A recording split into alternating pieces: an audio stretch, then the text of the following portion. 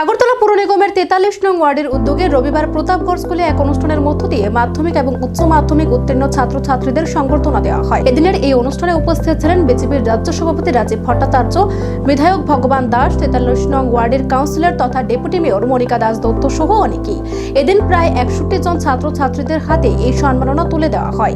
ওই অনুষ্ঠানে বক্তব্য রাখতে গিয়ে প্রদেশের বিজেপি সভাপতি রাজীব ভট্টাচার্য বলেন, বর্তমানে রাজ্যের সবার একটাই লক্ষ্য এই দূষিত সমাজকে পরিবর্তন করা। কারণ সমাজের মধ্যে এখনো কিছু নেগেটিভ পাওয়ার, খবরের কাগজ কিংবা সোশ্যাল মিডিয়াতেও নেগেটিভ নিউজের উপর দৃষ্টি আটকায়। তারপরে এই বিষয় নিয়ে শুরু হয় বিভিন্ন ধরনের আলোচনা সমালোচনা।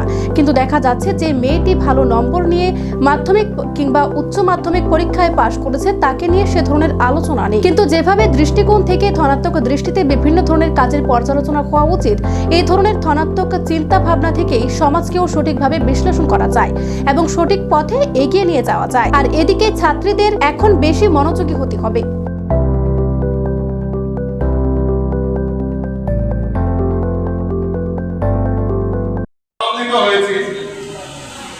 যে এই 43 নম্বর ওয়ার্ডে টোটাল 61 জন ছাত্রছাত্রী এবার মাধ্যমিক এবং উচ্চ মাধ্যমিক পরীক্ষায় উত্তীর্ণ হয়েছে।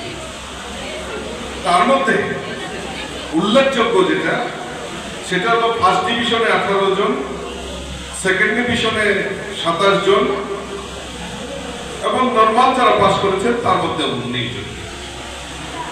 টোটাল 61 জন ছাত্রছাত্রী এই ছোট্ট একটা জায়গা থেকে মাধ্যমিক এবং উচ্চ মাধ্যমিক পরীক্ষায় উত্তীর্ণ হয়েছে।